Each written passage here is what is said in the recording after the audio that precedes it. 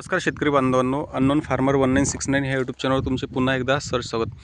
मित्रांनो, तुम्ही बघू शकता, हे एक अशी मशीन आहे की जी तुमचे सगळे कामं करते. म्हणजे तुमच्या सऱ्या पाडणे असो, दांड पाडणे असो आणि लागवड असो. आज अशा व्यक्तीशी आपण भेटणार आहोत की त्यांनी ही पूर्ण त्यांचाच डोकं लढवून ही मशीन बनवलेली आहे. आणि ती मशीन बनवणे त्यांना का गरज पडली तर मजुरांचं टेन्शन. तुम्ही इकडे जर बघितलं तर तुम्ही बघू शकता की बऱ्याच अंशी आपल्याला हे जे क्षेत्र दिसते की हे पडीक 2-3 वर्षाआधी होतं.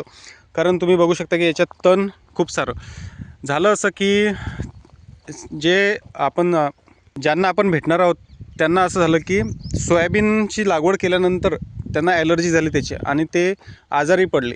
मग मजुरांचं असं की त्यांचं भेटणंच मुश्किल झालं होतं. कोणी फवारणीसाठी येत नव्हतं, कोणी कशासाठी येत नव्हतं. त्या सगळ्या जाचाला कंटाळून त्यांनी अशी मशीन तयार केली की त्याला एकाही मजुराचं गरज नाही आहे. तर आपण त्यांच्याशी भेटूया. स्वप्नील कुलकर्णी, शेलापूर, तालुका मोताळा, जिल्हा बुलढाणा, महाराष्ट्र. हे एक गरज शोधाची जननी आहे जे आपण म्हणतो. त्या हिशोबानं जे आता काळाची गरज आहे शेतीसाठी, की लेबर प्रॉब्लेम सगळ्यात महत्त्वाचा मेजर प्रॉब्लेम लेबर प्रॉब्लेम. त्याच्यामुळे आणि तो मला फार प्रकर्षानं जाणवला. त्याच्यामुळे हे डोक्यात आलं की काहीतरी असं करावं लागेल की ज्याच्यामुळे लेबर हा कमीत कमी प्रमाणात आपल्याला लागला पाहिजे. त्या हिशोबानं हे युनिट एक बनवलं, ज्याला आपण आपल्या देशी भाषेत जुगाड म्हणतो. जुगाड असं आहे की ही फोर व्हील ड्राईव्ह मशीन आहे. बॅटरी ऑपरेटेड आहे, इलेक्ट्रिकवर चालणारी. चार्जिंग करायची, इलेक्ट्रिकवर चालते. त्याला अजून सोलरचं एक्सपेरिमेंट केलं, सोलरवरही ते चालते आहे. म्हणजे सोलर बॅटरी चार्ज करते आणि बॅटरी मशीन चालवते. आता याच्यामध्ये तुमचं आंतरमशागतीचे जे सगळे कामं आहे ते सगळे कामं होतात. तुमचं पेरणी, वाही देणं, फवारणी, ह्या तिन्ही गोष्टी याच्यात चालतात. तुम्हाला सरा पाळायचे असल्या सरा पाळा, दांड पाळायचे असले दांड पाळा. आणि पेरताना वन टाईममध्ये तुमच्या सरा असो किंवा दांड असो, पुढे सरा दांड पाळत चालते. हे आता फाड काढलेलं आहे, या इथं दाखव, हे इथं वेट टाकलेलं आहे. हे हायड्रोलिक सिस्टम आहे. जसं आपलं ट्रॅक्टरचं हायड्रोलिक चालते, धुऱ्यावरती पलटवताना हे वर होते. या सिस्टमच्या बेसिसवर तिकडे त्याचं लिव्हर आहे. लिव्हर ऑपरेट केला की हे वर खाली होतं. इथं तुम्ही कोंबडे लावू शकता दांड पाळायचे असले तर. त्याच्यानंतर सरा पाळायचे असल्या तर तुम्ही फाड लावू शकता, त्यांना सरा पाळतात. पुढे सऱ्या, मागे टोकन मशीननं पेरल्या जाते. 4 टोकन मशीन सध्या लावलेले आहे. याला 10सुद्धा लावू शकतात. मशीनची पॉवर आजच्या तारखेमध्ये 40 हॉर्स पॉवरच्या कम्पॅरिझनमध्ये पॉवर बनलेली आहे मशीनची. 40 हॉर्स पॉवरचं ट्रॅक्टर जे काम करेल तेवढं करेल. फक्त वेट म्हणजे गाऱ्यामध्ये स्प्रेइंगचं काम चाललं पाहिजे, याच्या हिशोबाने त्याचं वेट कमी केलं. त्या हिशोबानं जो फ्रेमिंग आहे, ढाचा आहे, जे चेसिस आहे, ते 40 हॉर्स पॉवरच्या लोडच्या हिशोबानं कमजोर बनवलेलं आहे. कारण वेटचाही विचार करावा लागतो, गाऱ्यात फसली नाही पाहिजे, पुढे स्प्रेइंगचं काम चाललं पाहिजे. आणि पुढे तुम्हाला दांड सळा पाळायचे ते पाळा. मागे टोकन मशीनं चालतात, ते पेरते. त्याच्या मागे चालूमध्ये तुम्हाला ज्यावेळेस शेतामध्ये आपण बीनाशक वगैरे जे स्प्रे करतो, तर हातोहात तो स्प्रे बीनाशकाचा स्प्रे. याला आता सध्याच्या कंडिशनला 10 नोझल लागलेलं आहे. बीनाशकाच्या हिशोबाने आपली मशीनच्या हिशोबाने तेवढं नोझल आपण चालू पण करू शकतो, किती पाहिजे त्याच्यावर. ह्या सगळ्या गोष्टी याच्यावर होत आहे. याच्यामध्ये मका, हरभरा आणि गव्हाची ट्रायल घेतली आहे मशीनवर पट्टा पद्धती. ते सध्या तरी पीक व्यवस्थित आहे आणि एकदम काम वाचून गेलेलं आहे. एक 5 मिनिटामध्ये टाकी भरल्यानंतर 5 मिनिटात 1 एकर काम होऊन जाते. पेरायचं जे आहे ते अर्धा ते पाऊण तास, याच्यावरती लागत नाही. पाऊण तासाच्या वर लागला नाही. आता शेत पाहून असते ते, कारण धुऱ्यावर पलटवताना काय अडचणी येतं काय नाही, त्या हिशोबाने थोडा टायमिंग वाढतो. आणि जर पलटवताना जर अडचणी नसतील तर अर्ध्या तासात 1 एकर क्षेत्र ते पेरून मोकळं होते आणि परफेक्ट पेरलं जाते. टोकन मशीन असल्यामुळे तो शेतकरी बांधवाला काही सांगायचं विषय नाही. या सगळ्या गोष्टी आहेत. त्याच्यामध्ये फाटही ॲडजस्ट होतो तुम्हाला, म्हणजे या 2 चक्क्यातलं डिस्टन्सही ॲडजस्ट होतं, टोकन मशीनही ॲडजस्ट होतात, फाळही ॲडजस्ट होतात. पूर्ण ॲडजस्टमेंट सिस्टम आहे. कमीत कमी 2.5 फूट, मॅक्सिमम 4.5 फुटाची त्याची लेंथ होती. म्हणजे कपाशीचंही तुम्ही याच्यात हे होते आणि सोयाबीनपासून सगळं. आणि याच्यावर पॉवर जास्त असल्यामुळे तुम्हाला कधी टोकन मशीन वाढवायची असली किंवा सोयाबीन तूर पेरायची आहे त्या टोकन गोष्टी एक्स्ट्रा करू लावू शकता. आणि टोकन असल्यामुळे फक्त गाऱ्यात टोकन चालत नाही, बाकी स्प्रेइंग तुमचं पाय फसणाराही गारा असला तर स्प्रेइंगचं काम करते, कारण 4 व्हील ड्राईव्ह आहे, हां. चारी चक्क्यात ताकद असल्यामुळे. आणि हे पहा ट्रॅक्टर डिझाईन टायर आहे, त्याच्यामुळे ग्रिप घेऊन चालते. चारी याला 4 मोटर लावले. चार याला 4 मोटर आहे. त्याच्यानंतर ही सिस्टम आता हे ट्रायलसाठी एक्सपेरिमेंटसाठी सोलर प्लेट लावलं आणि बाजीवरच बांधलं आहे खाली. हां, हां. तर हा दंडा आहे इकून आणि तिकून. तुमचा हा दंडा खाली टाकला की ती एक लाईन मारत चालते, आणि त्या लाईनवर तुमचा टायर घेतलं, जो फाट पाहिजे तो ॲडजस्ट केला की सरळ रेषेत तुमचं लागवड होऊन जाते. स्पेशल पेरायसाठी. म्हणजे पुढे वाही मारताना वगैरे जर म्हटलं तर मशीनला सोडून द्या फक्त चालू करून, सीटवर नाही बसलं टर्निंग वगैरे करताना फक्त फिरवून घ्या तरी बिंदास मशीन चालते. या हिशोबानं ते आहे. म्हणजे हे सगळं ट्रायल सक्सेस झाली, त्या हिशोबानं केलं. आता 42 एकर यावर्षीचा पेरा झाला या मशीनच्या बेसिस, बापरे.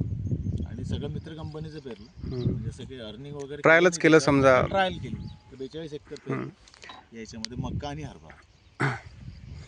तर तुम्ही जुगाड पाहू शकता की सगळा जुगाड आहे. इथं खाट आहे ही. दुसरीकडे जर इकडे तुम्ही बघितलं तर एक खुर्चीसारखंच याच्यामध्ये केलेलं आहे. हँडल जे आहे ते कारचं हँडल तुम्हाला दिसते. इथं बॅटरी असते खाली. खाली इथं बॅटरी लावलेली होती, ती काढली आता. नाहीतर आपण म्हणजे मशीन चालूनच बघितली असती ते काय. तर पूर्ण जुगाड आहे. तुम्ही बघू शकता की वेट त्याचं वाढवलं आहे, तर दगड त्याला बांधून ठेवलेलं आहे. आणि सगळं जे काय म्हणजे मोटरसायकल असो, व्हील त्याचे व्हील वापरले, काही अजून कारचे जे गिअरिंग सिस्टीम आहे त्याचंच एक जुगाड आपल्याला इथं पाहायला मिळते. म्हणजे अशा तऱ्हेनं सगळ्या काय म्हणतात टाकाऊपासून पूर्ण ही टिकाऊ मशीन आपल्याला इथं पाहायला मिळते.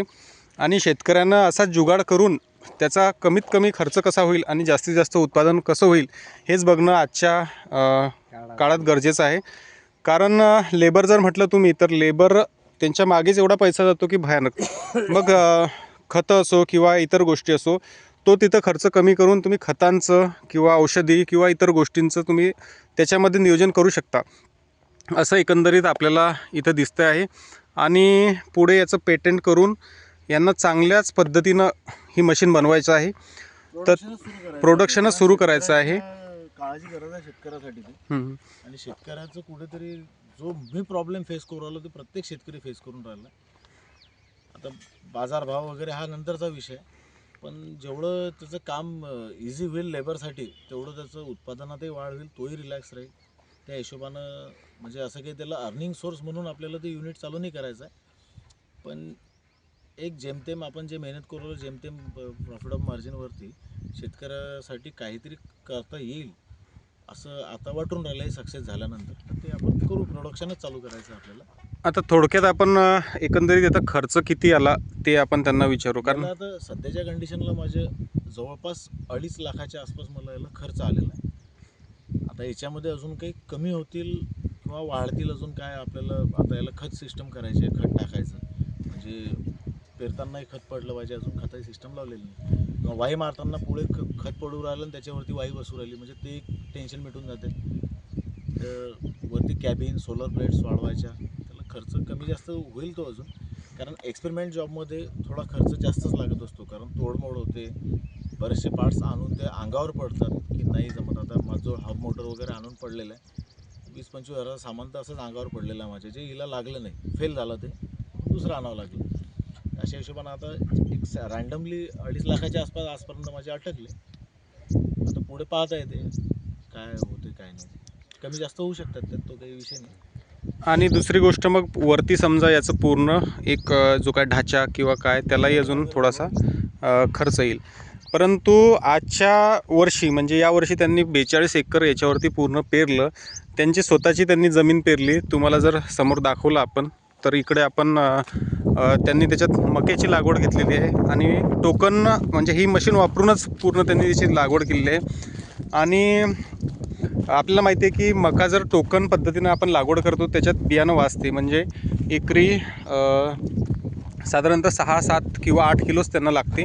तुम्ही बघू शकता की एकसारखी लागवड इथं तुम्हाला पाहायला मिळते. तुम्ही बघू शकता ही मक्याची लागवड आहे. हे जे अंतर आहे हे 2.5 बाय 1.5 पट्टा पद्धतीने यांनी ह्याची लागवड केलेली आहे. समोर आपण तिकडे गव्हाचं क्षेत्र आता बघणार आहोत. तर तुम्ही इकडे बघू शकता गव्हाची सुद्धा त्याच पद्धतीने पट्टा पद्धतीने लागवड आहे. इथं अंतर 2.5 फूट, मधात 1.5 फूट आणि 2 बियातील अंतर तुम्ही बघू शकता 5.5 इंच आहे. आता इथं दाणे पडताना कुठं 4 दाणे 5 दाणे असे याचे पडलेले आहेत. आता विषय असा आहे की खाली तुम्ही बघू शकता, आता इथं 1 की 2च दाणा आहे. तुम्हाला मी उकरून दाखवतो की ह्या एकाच दाण्याला खालनंच 4-5 फुटवे तुम्ही बघू शकता इथं खाली अशा पद्धतीने बियाणं. आता तुम्ही सांगा. बियाणं तेच मी विचार केला, म्हटलं एक 17.5 किलो बियाणं लागलं आणि जवळपास 1.25 एकराच्या वरती क्षेत्र आहे आणि एक ट्रायल करून पाहू की पट्टा पद्धतीनं गहू काय पोझिशन येतं काही नाही. आता सगळेजण मला म्हणत आहे की जास्त विरळ झाला, तुम्ही याच्या मधातही अजून तास टाकायला पाहिजे होतं, पण एक आपलं काहीतरी एक वेगळं करून पाहायचं काय होईल. 6-7 क्विंटल होईल. अर्धा एकराची बिजवाई पडलेली आहे, अर्धा एकराचं खत पडलेलं आहे.